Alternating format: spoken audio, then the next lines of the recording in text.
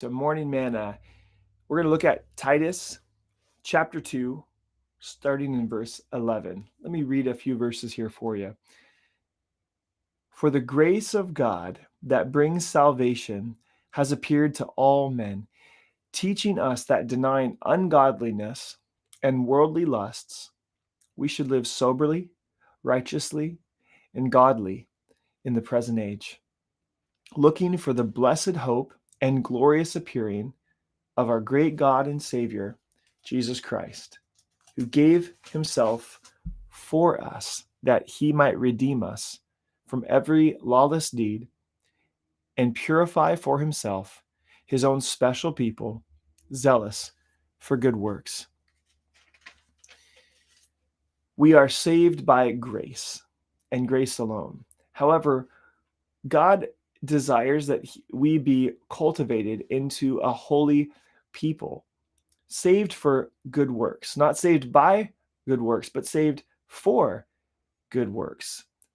He wants to create a people, a church that is excited about walking in godliness and righteousness in this present age, not just in the age to come, but he wants to begin glorifying us, sanctifying rather, his people in this present age, that we might deny ungodliness, worldly lusts, the things that pull at our sinful nature, that entice, that tempt, that we should live soberly and righteously, having a clear mind, that we should walk in God's ways in this present age, in a dark age, the age of the prince of this world, the prince of this world being Satan, the enemy of Jesus Christ, our Savior.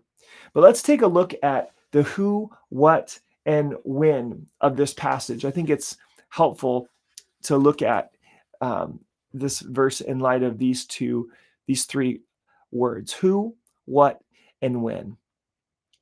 There's two who's in this passage, one being all men, and then a subset of that, all people, would be the special people set apart for good works. And then the other category would be God and Savior, Jesus Christ. That's the who. So it's written to all men. It's written specifically to produce a special people, a subset in that group. And it's God, our Savior, Jesus Christ, who is doing that work.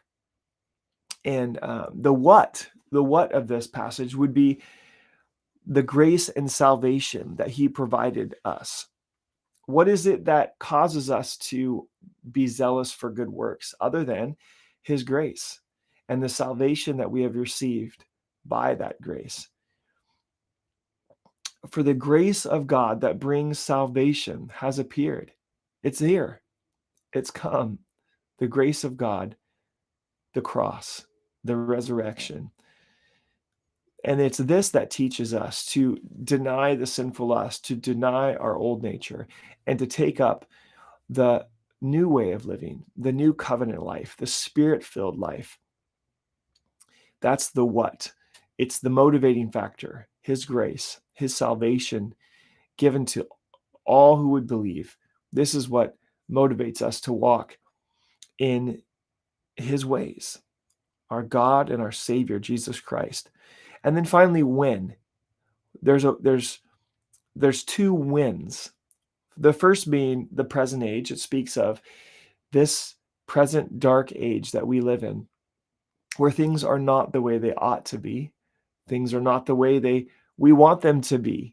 Circumstances fall short of that desire, that heavenly hope. And that blessed hope at his appearing is the other when. And that is yet to come.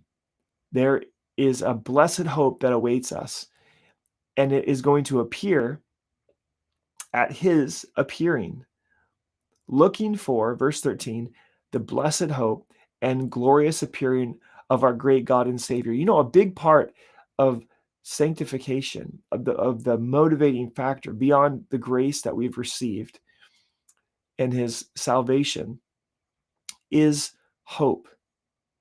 What's to come? That's a huge part of sanctification, because it's not logical to deny something that is good in the present unless there's something better in the future. And saying no to sin just for the sake of saying no is a very difficult thing. It doesn't work. You need something better to say yes to in order to say no to something that's not as good. And so we are not just people who say no to partying, no to temporary pleasures. We're not just a people who say no to, having a good time or whatever it might be. Being, stodgy and stuffy. We're not a people. No, we're actually called to be a very zealous people, a very devoted people, a people that are excited. We are saying yes. We are people of yes. We are people who say yes to the better, to the greater, to what's more, what's weightier. And so we can say no to the worldly ways and yes to godly ways. When we have that blessed hope before us, the appearing of our great God and Savior, Jesus Christ.